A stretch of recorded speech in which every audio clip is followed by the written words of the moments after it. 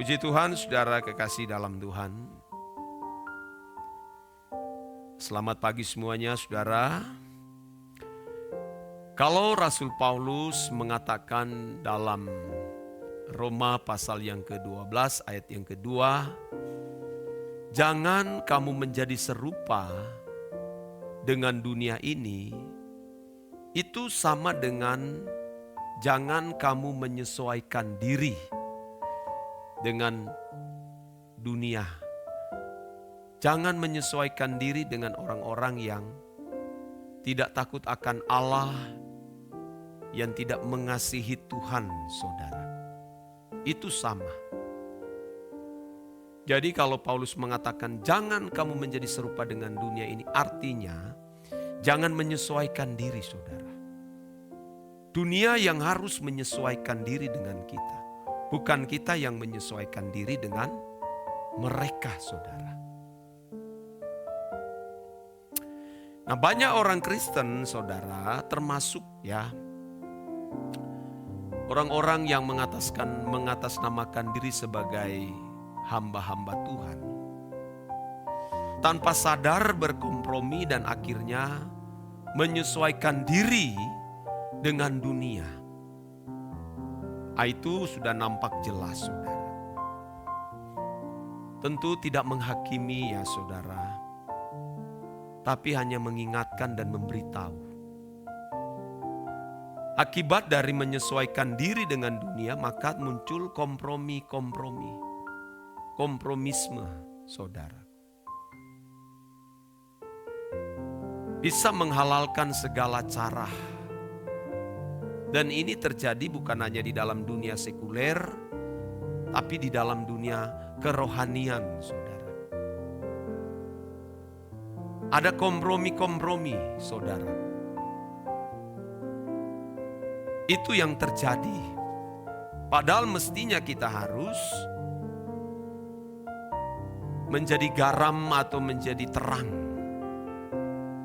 Dunia yang harus menyesuaikan diri dengan kita, bukan kita yang menyesuaikan diri dengan dunia. Apapun risiko yang harus kita alami.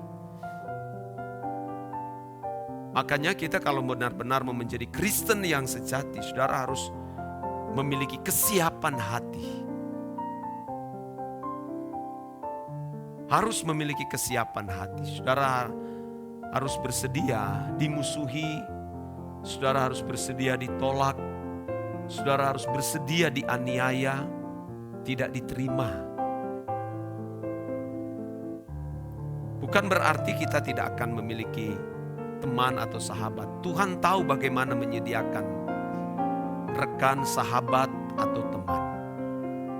Tuhan tahu. Pasti Tuhan akan menemukan dengan orang-orang yang sefrekuensi. Pasti, saudara. Orang-orang yang memiliki gairah yang sama, gairah anak Allah.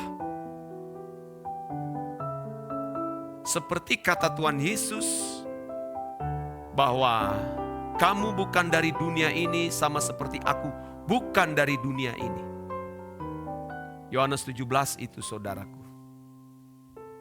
Yohanes 17 ayat 14. Coba kita baca ayat itu ya, saudara. Yohanes 17 ayat 14 ya. Nah, itu dia. Aku telah memberikan firman-Mu kepada mereka dan dunia membenci mereka. Pasti dibenci, saudara. Karena mereka bukan dari dunia.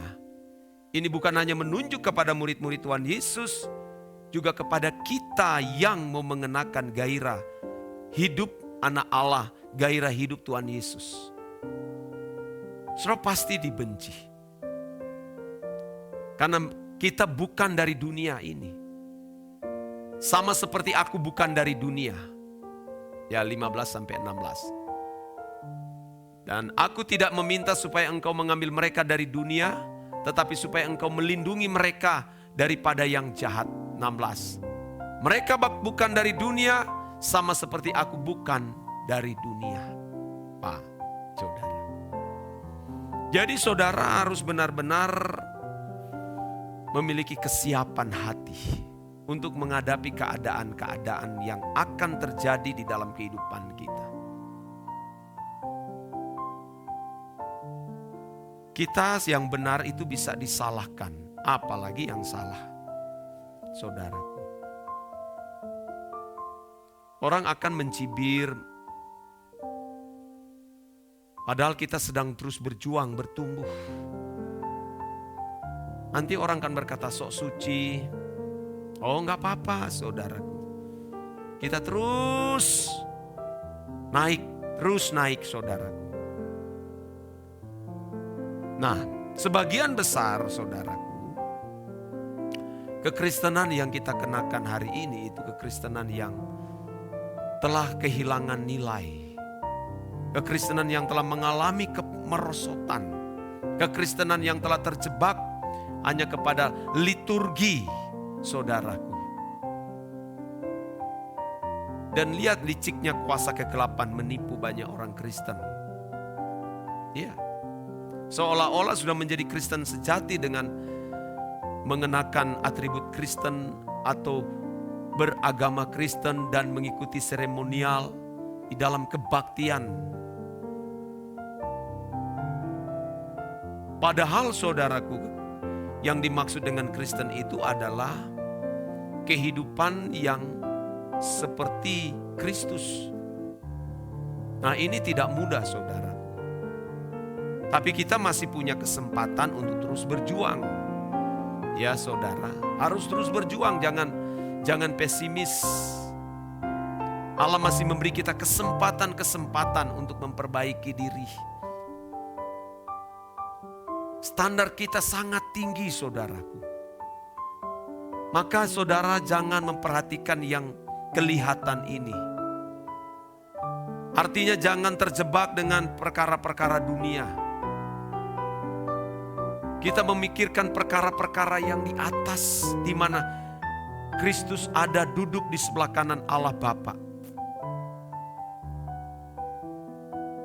Kalau dikatakan bahwa Tuhan Yesus itu tidak berubah dulu sekarang, kuasanya tidak berubah dulu sekarang sampai selama-lamanya. Ini bukan hanya berbicara mengenai kuasa bagaimana Tuhan bisa melakukan mujizat dan menyembuhkan orang sakit, membangkitkan orang mati. Bukan hanya demikian, saudaraku. Maksud dari ayat dulu sekarang dan selama-lamanya Allah tidak berubah, artinya standar moral dan kesucian hidup itu tidak berubah. Tidak ada yang berubah, saudara. Dulu saya senang sekali, saudara, mengenakan ayat ini tanpa pengertian yang benar. Ya, kalau saya berkhotbah, saudara percaya bahwa Yesus dari dahulu kuasanya tidak pernah berubah? Oh iya, jelas akan menyambut dengan kata amin, haleluya.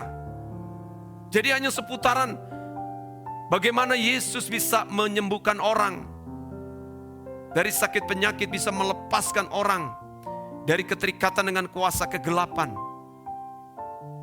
Tapi sekarang saudara, kita harus lebih dewasa lagi.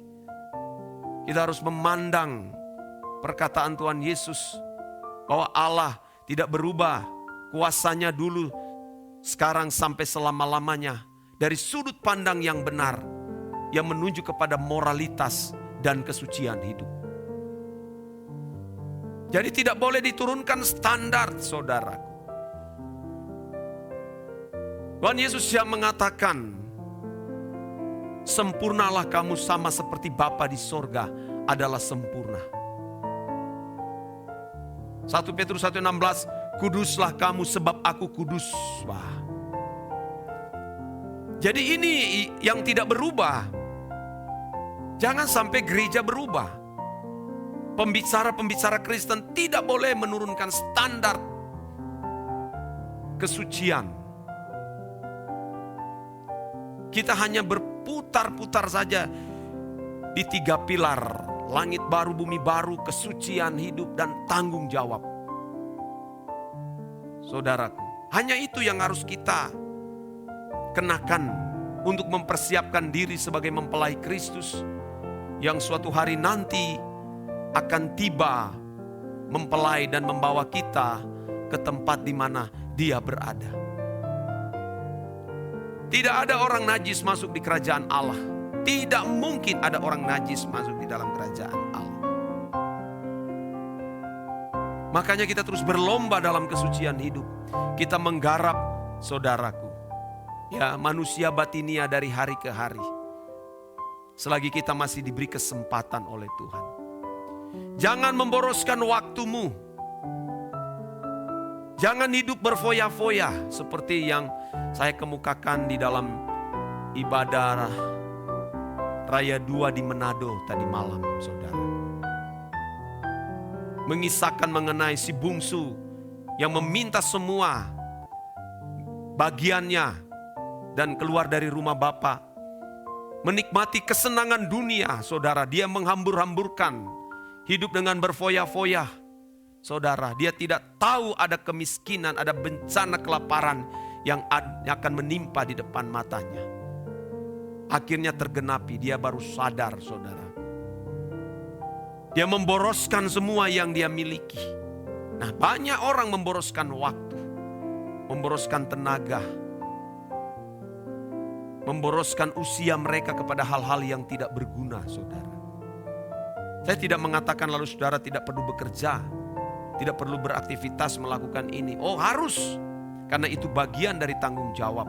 Tapi ada hal yang lebih penting itu, saudaraku, mengenai kekekalan. Jangan sampai saudara mengalami ratapan dan kertakan gigi di kekekalan. Saudara mengalami kemiskinan berkepanjangan. Sudah tidak punya kesempatan untuk kembali, saudaraku. Tetapi kita masih punya kesempatan. Ayo jauh-jauh hari kita terus berbenah diri. Kembalilah kepada Tuhan. Ya, kembalilah kepada Tuhan. Standar kita tinggi, saudara. Kita harus mencapai standar kesucian. Ada satu ayat yang saya bagikan kepada saudara. Matius 5 ayat 48. Mari kita lihat ayat ini. Matius 5 ayat 48. Ini perkataan Tuhan Yesus. Karena itu haruslah kamu sempurna. Sama seperti Bapamu yang di sorga adalah sempurna. Makanya kalau mau lihat kesempurnaan, lihat bagaimana kehidupan Yesus. Untuk melihat bagaimana kehidupan Yesus, belajar Alkitab secara lengkap khusus di perjanjian baru. Ikuti semua itu. Dan itu harus terperagakan kepada hamba Tuhan. Saya sedang berjuang di situ, saudaraku. Terseok-seok enggak apa-apa, tapi kita punya kesempatan, ya. Ini menjadi pesan Tuhan bagi kita. Amin.